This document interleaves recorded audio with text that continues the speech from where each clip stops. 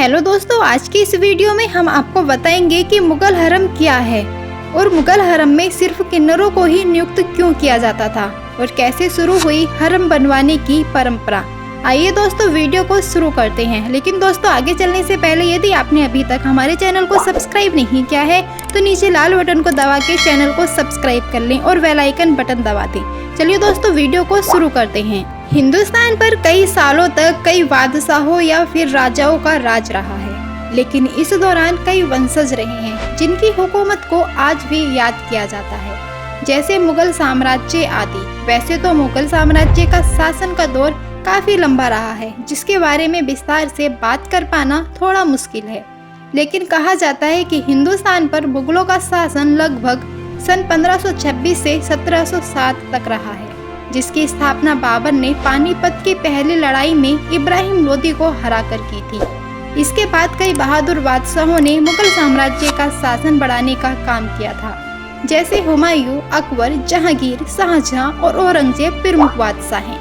कहा जाता है कि इन्होंने अपने शासन के दौरान न सिर्फ समाज का निर्माण किया बल्कि भारत को नया आयाम देने का भी काम किया। इसीलिए कई लोग मुगल शासन और मुगल शासन से जुड़ी चीजों को जानने में रुचि रखते हैं, खास तौर पर मुगल हरम। इसीलिए आज हम आपको मुगल हरम और इससे जुड़ी कुछ रोचक बातें बताने वाले हैं। मुगल काल में जिस कमरे में खास महिलाएं या फिर बेगम रहा करती थीं, उसे हरम कहा जाता था। यानी आसान शब्दों में महल में शाही महिलाओं के लिए रहने की अलग से व्यवस्था या फिर कमरों को हरम के नाम से जाना जाता था। बता दें कि यह अरबी भाषा का शब्द है, जिसका मतलब है एक छुपा हुआ कमरा जहां पुरुषों के आने की इजाजत नहीं थी। अबुल फजल की किताब के मुताबिक मुगल साम्राज्य का हर बादशाह अपने महल में महिलाओं के लिए हरम बनवाया करते थे, जिसकी शुरुआत बादशाह बाबर ने की थी, लेकिन सही मायने में इसकी शुरुआत बादशाह अकबर ने की थी। इसके बाद जहांगीर के शासन के दौरान हरम बनवाने की परंपरा अपने चरम पर थी, लेकिन औरंगजेब के शासन के दौरान मुगल हरम की परंपरा खत्म हो गई थी। कहा जाता है कि हरम शाही महिलाओं के लिए बनवाया जाता था, इसीलिए हरम के अंदर गैर लोग या फिर किसी बाहर के लोगों को जाने की अनुमति नहीं थी, क्योंकि महिलाओं की सुरक्षा का खास ध्यान रखा जाता था। हम आपको बता चुके हैं कि हरम के अंदर किसी पुरुष को जाने की अनुमति नहीं थी, इसीलिए हरम की रखवाली करने के लिए किन्नरों की नियुक्ति की जाती थी, क्योंकि किन्नर न सिर्फ शाही महिलाओं की देखरेख करते थे बल्कि उनका सारा काम भी देखते थे। इतनी कड़ी सुरक्षा के बावजूद अक्सर बाहरी पुरुष चोरी छिपे हरम में घुस जाया करते थे। मुगल इतिहास पर तमाम किताबें लिखने वाले प्रोफेसर आर नाथ के मुताबिक हरम के अंदर एक अंडरग्राउंड फांसी घर हुआ करता था। अगर हरम की कोई महिला बादशाह के अलावा किसी और पुरुष से संबंध रखती पाई जाती तो उसे वहीं फांसी दे दी जाती थी, फिर लाश को सुरंग के रास्ते बाहर फेंक दिया जाता था।